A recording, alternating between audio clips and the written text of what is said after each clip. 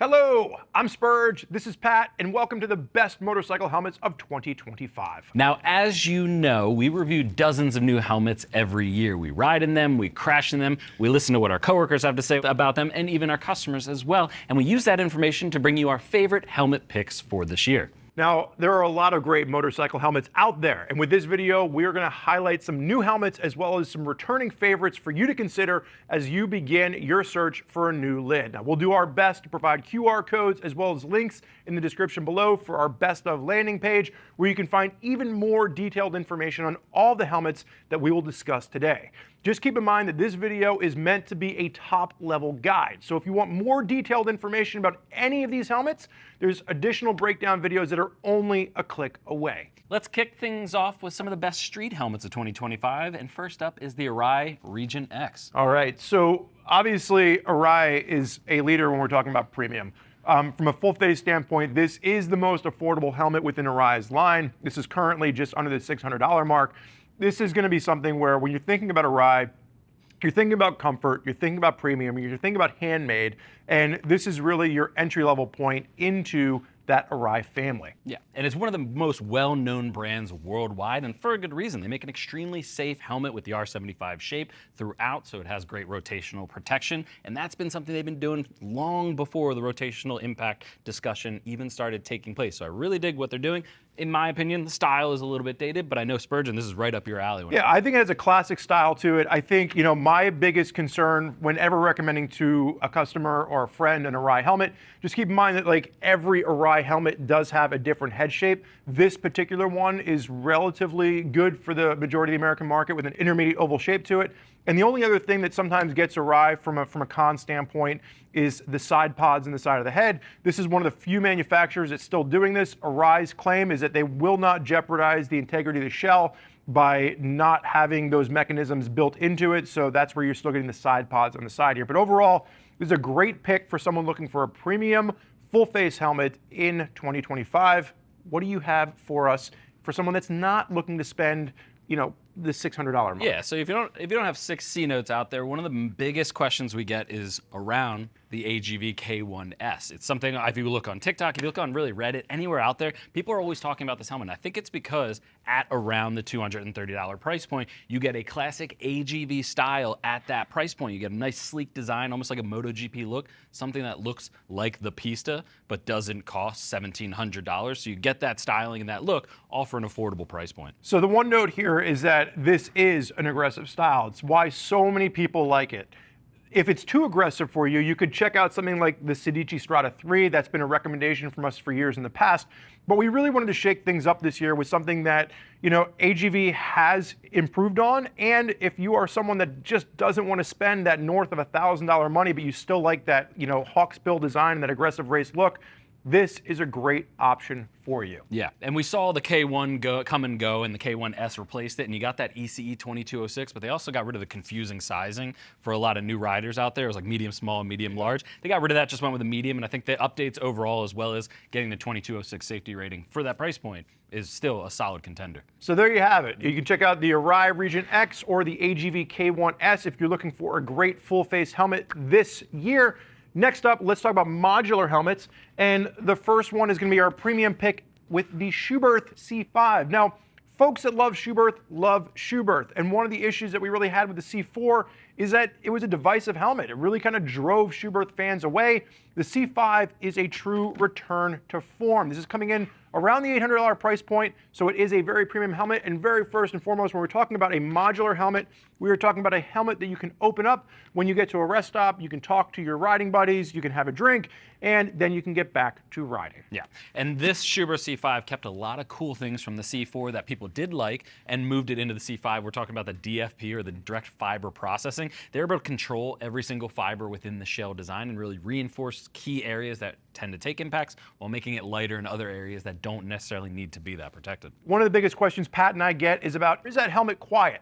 And while we always try to say quiet is subjective, you should wear earplugs, What I will say about Schuberth is they are one of the few manufacturers out there that are testing their helmets, that are giving it a decibel rating for how quiet it is. And part of that is the fact that they've integrated a Bluetooth technology to this to help cut down on that erroneous wind noise. Yeah, and one thing I will call out is our producer Chase chose the most brightest color on the entire Burning market out my for retinas. this high vis. It does come in standard colors out there, but one thing I'd say I'd be a call out to Schuberth if they're listening is we'd love to see the DOT and ECE 2206 safety certification. We're seeing that with the Neotech 3. We've been seeing that for years. We would just love to see that extra bit of confidence in the shell construction. We're not seeing that with the Neotech 3 either, which means that for some of the most premium modular helmets on the market, we're not getting the ECE version in America. However, for our affordable pick, for a modular helmet, we are seeing an ECE safety rating. Yeah, the new Systema 3 added a few things from the older version that people loved and kept it going with key updates. You get an extra shell size inside of there, and you're still using a fiberglass 5-layer design with aramid reinforcement just to protect the overall shell. I just want to drive home exactly what that means. So if you're looking at the previous Sedici, the lack of the additional shell size meant that smaller sizes were a bit bigger. So by adding the shell size, you can now have smaller sizes that are smaller, that are lighter, and it just kind of works a little bit better from a look standpoint throughout the entire range. Yeah, and one key thing that they kept from the older version and even from the Strata 3 and moved up to the Systema 3 is you have an adjustable top liner. So right around the top liner, there's going to be 5 millimeters of foam. You can remove at the sides if you need a little bit more rounder fit, or you can remove at the front if you need a longer oval. So you have that adjustability. It's great for advanced riders as well as new riders that aren't really sure what their helmet shape size should be. Now the one nitpick that we have here is if you're looking at the face shield, the little red tabs on here to remove the face shield are just hard to use. They're really small, and short of getting a screwdriver, I just feel like Sedici could have come up with a better design. But overall, for a modular helmet coming in around $300, this is an excellent pick for you to consider. But now let's move on to the adventure helmet category, something that Pat and I are hugely fans of. And for this year, our pick for premium goes to the Leatt 8.5 and 9.5 respectively. Yeah, I am beyond stoked with this new lineup from Leatt because they're actually focusing more towards dirt riders out there with an ADV lid, where we've seen others go a little bit more touring. I like that this is designed as a dirt helmet with a shield option that comes in the box as well as goggles. You really have a dirt focus with these lids. Which speaks to the way we like to ride adventure bikes. Now, if you're considering the price on this around the $600 price point for the 8.5, you do bump up to the $800 price point for the 9.5, but this is going to give you, what, like a 6-ounce weight savings? Yeah, the weight savings is incredible. Honestly, we talked about it before. It weighs about 3 pounds, 5 ounces. It feels sub 3 pounds when you hold it. Extremely light. Leatt did a fantastic job. It's something I wish like the $600 version had, but it makes it much more justified. That's marketing, Pat. You have to spend more money to get the lighter helmet. Both do come with the 360 turbine technology. That is Leatt's rotational impact protection. And like Pat mentioned, while one might look like it comes with goggles or a face shield, both actually come with either or, so you can kind of fine tune for your individual ride. Pat, where did you get a black light? I just found it right behind the table, but I wanted to show you that you do have a photochromic shield right out of the box. Again, another added value for both models, that you get that if you're riding all day, you get the luxury of a clear and a dark smoke right out of the bag. These helmets are new for 2025. Pat and I are very excited about them. If you are looking for a premium adventure helmet, you have to consider the 8.5 and the 9.5 in your 2025 riding season. But if you do not feel like spending over $600 on an adventure helmet, you can consider the Bell MX-9 Adventure. This is an old faithful pick for us.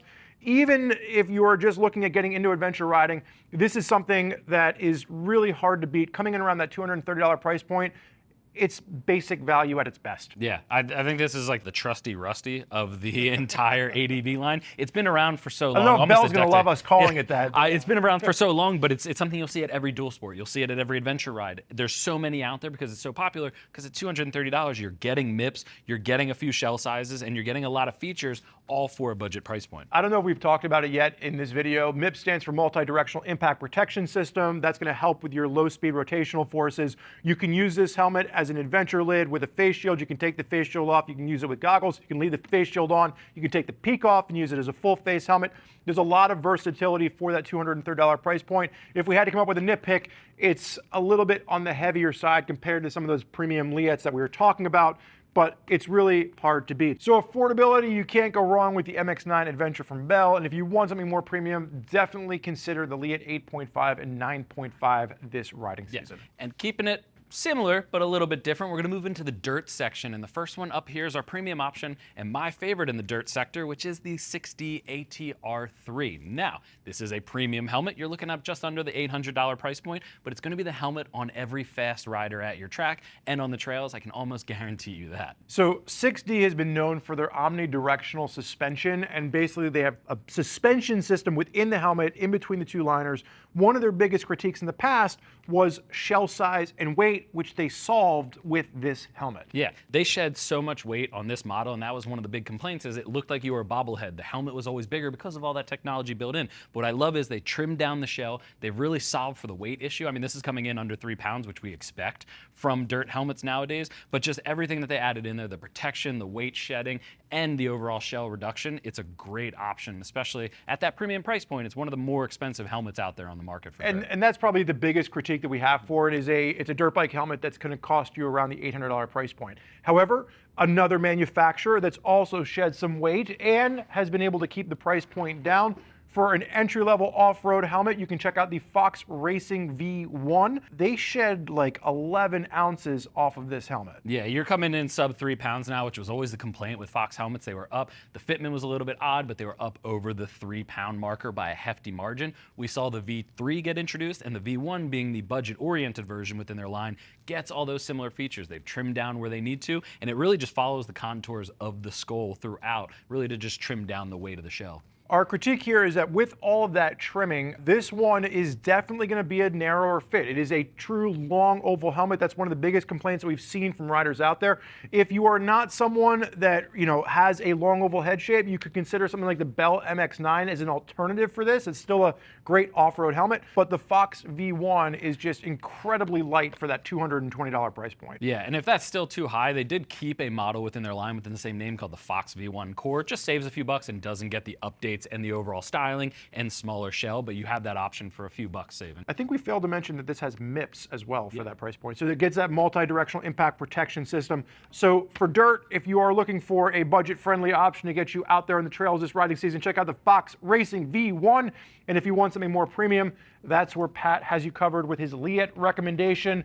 Now, let's move on to the final category. And when we're talking about premium, the racing category is going to be highlighted by the new Alpinestars SuperTech R10. Yeah, one of the most popular helmets at the moment as well. It's something we can barely keep in stock. This is something that I've used for my daily rider. I love commuting in it, but it's also one of few, I should say, that you can get MotoGP level quality FIM certification as a consumer off the shelf. So Pat's talking about the fact that you can wear this, on the street. So let's just break for a minute. If you are looking to go and do your first track day, chances are you can use the street helmet you already have. Maybe it's one of the ones that we talked about in the full face category.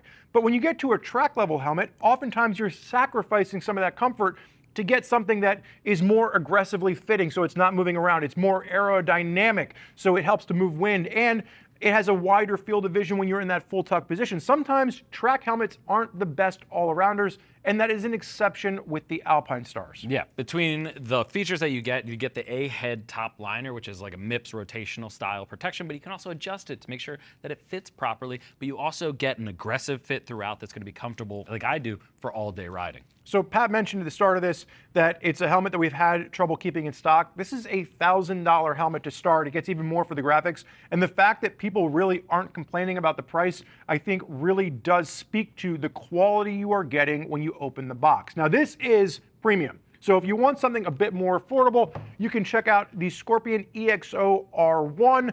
If you are that person that's been going to do your track days with your regular street full face helmet, you're ready to make a jump into a dedicated track helmet, this is the place to start, coming in around the $400 price point. Yeah, and I think that's the key part to really talk about is you're getting something that MotoGP riders are wearing, made for consumers out there, but at an entry level for track style helmets out there. One of the most aerodynamic full face helmets, one of the lighter weight ones as well. Just the weight alone is as close to 3 pounds as you can really get, but just all around features really speak towards that $400 price point, and if not more. So one of the things that I like about this is that when you're getting into track helmets, that really aggressive fit can be intimidating for newer riders to the track. So what Scorpion does is they've got their AirFit technology. You can put the helmet on. Once it's on, there's a little pump button on the front of the chin bar, and that inflates 2 bladders behind the cheek pad.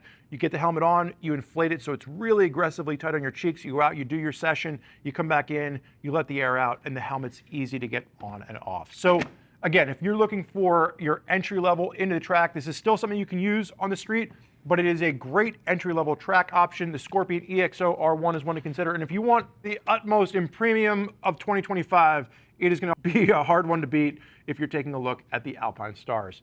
And there you have it, folks. Our favorite picks for motorcycle helmets to kick off the 2025 riding season. Yeah, and just remember, if you want any more information on any of the helmets that we talked about today, you can check out the links in the description and watch the detailed breakdowns or read more over on our Best of Helmets page. And in addition to the helmets, we also have best of guides across a wide variety of categories. Also, if you prefer to talk to someone about what gear is right for you and your riding style, you can always reach out to one of our customer service teams. They're all riders to make sure that you get the right helmet, the right piece of gear to match with your riding style as well as your budget. Yeah, but for myself, for Spurge, for Chase and Mike behind the camera, we want to thank you for hanging out with us and checking out the Best of Motorcycle Helmets video for 2025. I'll see you in the next video. Enjoy the ride.